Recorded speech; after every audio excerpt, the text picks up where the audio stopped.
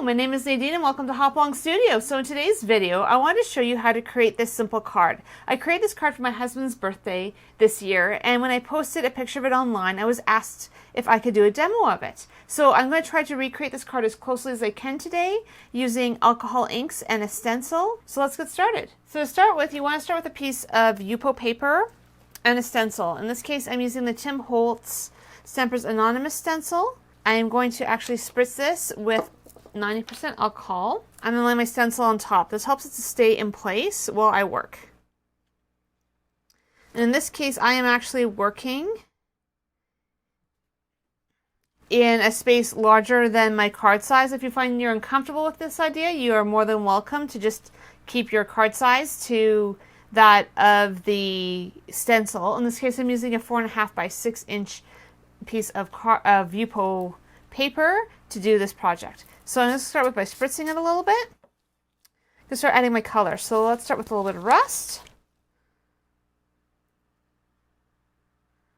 some sienna,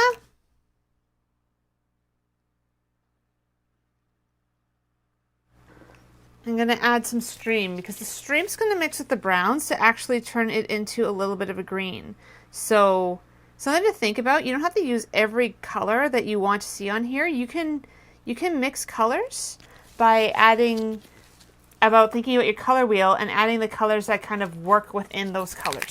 So again, when you add in blue and more of a yellow, you're going to get green. And so even though you're not using straight yellow, you're going to be able to get some of those properties in there as you work. A little bit more sepia. I'm actually going to add a little bit of bottle green in. Do like the look of it.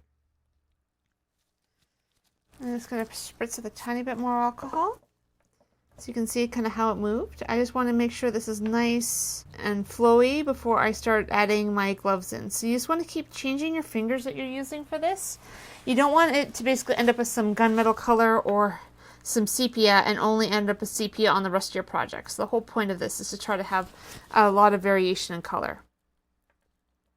And sometimes you want to mix it together, depending on which colors you would like to see through. Because like when I only have green in a spot, I actually do want to pull in some other colors.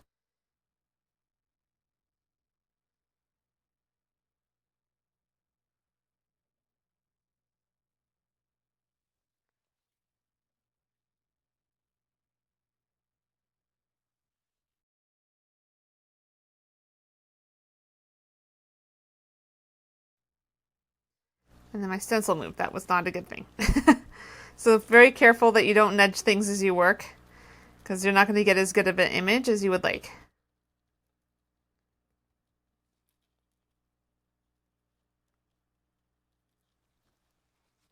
In this case, because this area is really quite dark, it's actually going to come in with a little blending tool to lighten it up a little bit. Seems like it does a better job than my glove does. But in these other areas, you actually want to get your glove in there so you do get a good transfer of color.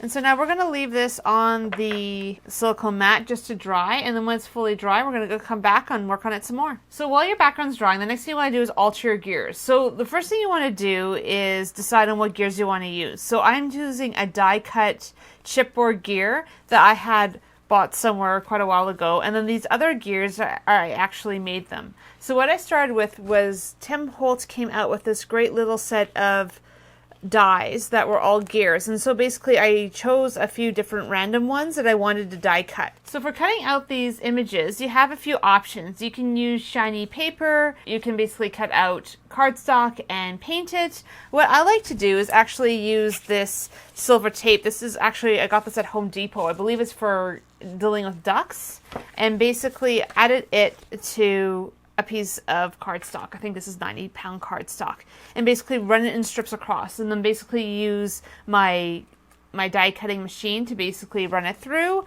and they cut actually really well. And so on the back side of them, they're completely white, and on the front side of them, they're this really nice silver color. So for me, it's a really economical way of being able to cut out these dies without going through a lot of like my nicer, more expensive paper. So again, there's a lot of other options for doing this, but this is the way I've chosen to do this today. So to color these, I'm actually going to use a Tim Holtz blending tool with a felt on it, and I'm actually going to be using some of my alcohol inks. I'm going to start with a little bit of rust and a little bit of gunmetal because I just still want to have a little bit of metallic flake in there.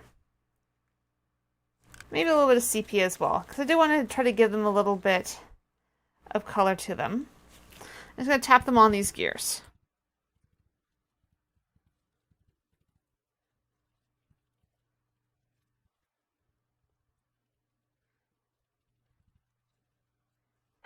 I'm going to actually use a little bit of this alcohol blending solution to make this flow a little bit better as I work.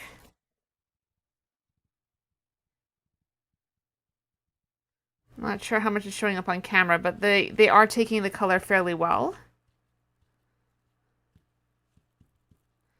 And again, I don't want to cover up all the silver. I just want to try to give it a little bit of some, almost like a look of discoloration on them. Okay, now we're going to be doing the big gear. And the key with this big gear is kind of choose your colors carefully. So I am actually using a few of my golden high flow acrylics for this. The nickel azo gold is a really great color to use, especially when it mixes with other colors. So I'm kind of using that as a base on this. I'm just using my finger to mix it in. Again, you don't have to necessarily use high flow paint or any sort of paint. I just like how this one absorbs into the chipboard. And I like this particular color, and because I have it on hand, because I do use a lot of the golden paints, I'm just kind of adding it on here. Nickel azo gold on its own might seem kind of like a boring color, but at the same time, when you mix it with other colors, you get some really great results. And part of the reason that I like using some of the golden paints for this is you can get some really interesting results. I find, especially the iridescence, this one's not particularly a color flipping one, but some of the other ones are. And so you can end up getting these really crazy mixes and results as you mix these colors together. I'll show one of my other projects actually using the color flipping paint because you can get some incredible results where one direction it looks blue and the other it looks green, and there's something pretty amazing about being able to have that kind of dimension on your project. And so you can see that quinacone nickel azo gold does really add a little bit more interest there. And so I'm going to go back in with a little bit of the azo gold, just tame down that gold a little bit. And I'm going to finish off with this Macanius iron oxide, which again has a bunch of metal flake in it. You can actually see from the label on it that it actually has a lot of shimmer to it. So it's part of the reason I really like using these is you get some pretty amazing results. I used to actually use a lot of these high flow paints when I was doing pouring medium, and being able to kind of get the glitter to come through in places was really amazing. And again, I don't want to add it everywhere, just in a few spots. So there you go. It looks a little bit rusty. Looks a little bit interesting. I might add a little bit of ink on top of that. We'll see. Actually, I think I will add a little bit of ink on top of that. Let's think like a touch of walnut stain might add just a little bit of extra to that.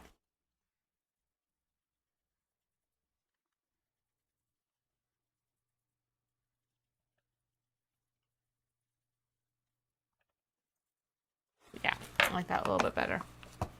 It's subtle, but I do think in the end you do notice the difference. So the next thing I do is add a happy birthday to this little tag here. So I'm going to use my archival ink and my happy birthday stamp. I actually got this stamp in Seattle at a place called Impress that basically just sells stamps. And every few years I go down to Seattle, and it's kind of fun to be able to get some different images. So now you want to let that dry before adding ink to it. So now I'm going to start with a little bit of ink on top. I was actually using frayed burlap for that.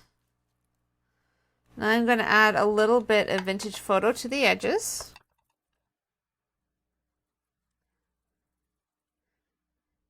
And basically this image was actually die cut from, I believe it was what they're called movers and shakers dies, where it basically comes with this plate, and it has this thick die that you can actually use that's magnetic to this sheet, and you can basically cut it out. So that's what I used for actually creating this image. And now I'm going to add a little bit of walnut stain.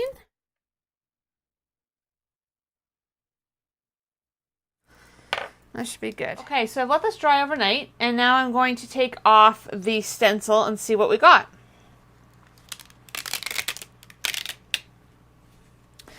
So a pretty good image going on here. Again, you can see how underneath the stencil some seeped through, but a lot of it resisted. And so it's a really good image, but now we have this really strong line here. So what I'm going to worry about in the meantime is just making sure that we are able to basically get rid of this line here. And then I will worry about the rest of it later. And so this is where you're going to end up kind of blending these images together. It's not going to be perfect, but that's okay. The key is to try to get something that makes it look like you don't actually really have a strong line. So again, to help the stencil stick, I'm going to put a little bit of the alcohol on here. It's going to help the stencil from moving. It's going to also help those other colors to blend in a little bit. And this is where we need to be very careful with our application of color. Because we don't want to get anywhere over here, because if we do, it's going to end up putting a line through that section of our work. So put a few drops in here.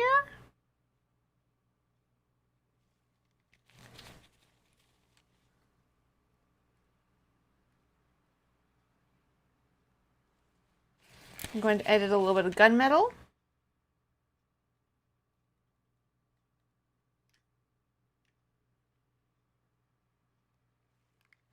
Just a touch of sienna as well. I'm going to add just a little bit of this mixative as well. Sorry, not the mixative, the blending solution.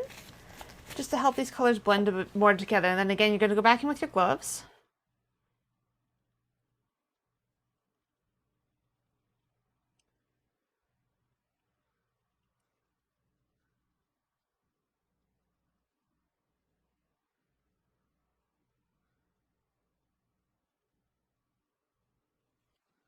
Add a tiny bit more bottle. I do like having, or sorry, a little bit of that stream. I do like having a little bit more blue in here. And a little bit more of the rest as well. I think the gunmetal has taken over a little bit more than I would like. So we're trying to keep some of those rusty colors in there. And we want to add a little bit more.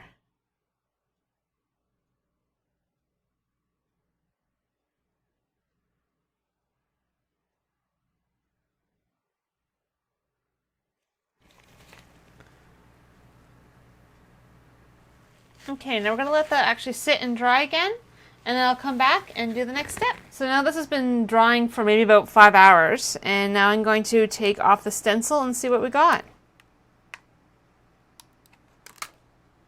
So it's still wet in a few places. You can see here where I ended up having a little bit of the edge of the stencil itself show up there. So I'm just going to try to blend these lines a little bit, trying to hide some of the imperfections in this.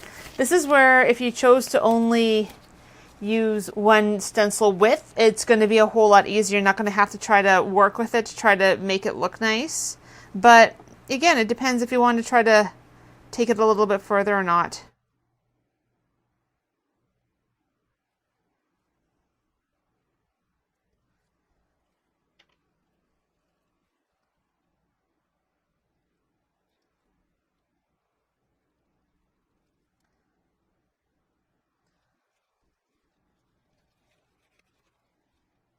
I tried laying the stencil on top a little bit as well.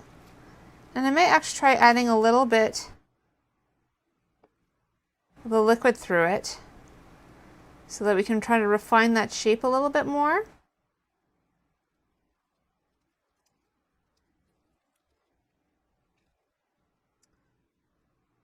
As you can see, the moment I raise it, it actually goes in between all the spots again. So it's something to think about when you're doing this, about what you're trying to accomplish.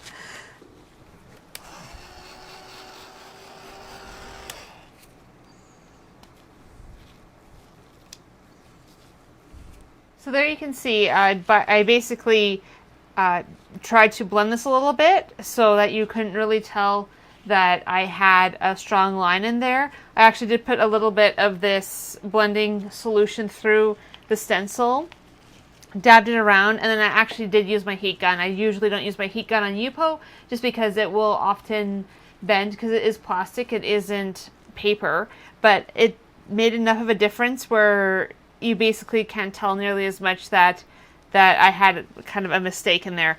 The thing about this to realize is that anytime you want to do something like this, you are going to have an area of overlap if you're using your stencil overlapping another stencil spot, and it can get a little bit complex like this. So it's alcohol ink, it's not always going to flow exactly where you wanted it to, so it's important to be aware about what the final outcome you want is. If you really are specific about getting a perfect image, just do the one stencil width and leave it at that. If you're looking to maybe have something that's a little bit softer and you're adding other things on top, you might be able to get away with something a little more abstract like this.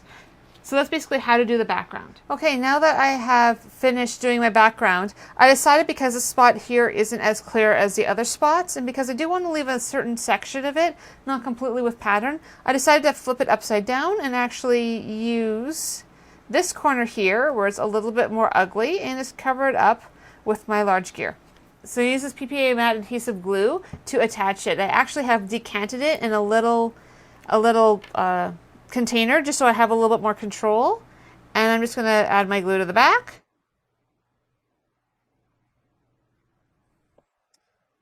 And throw it right on. And again, this stuff will stay pretty well. You just need to leave it some time to dry. Next is my happy birthday. I'm finding the more I'm moving into different mediums, the more I like using just straight glue for adhesive, just because sometimes glue dots and other items don't really stick super well. So, and because this glue dries clear, then I don't have any problems there. And one small like this, I'm just going to add a bit and just spread it on around.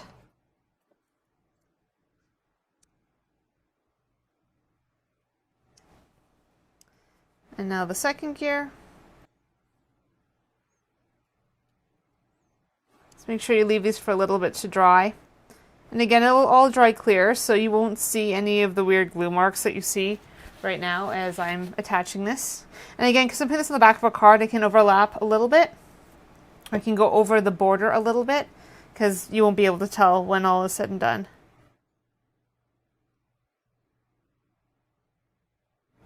So there you go. So basically adhere your gears and your sediment to the other gear, attach it all, and basically you're done. I hope you've enjoyed this video. If you have, if you could like it, subscribe to my channel, and maybe provide a comment below on what you've learned from this. As well, I have my website, hopalongstudio.com, where I have other ideas of other art projects and other ways that you can have artistic self-care in your own personal life. I hope you have a great day, and I will see you next time.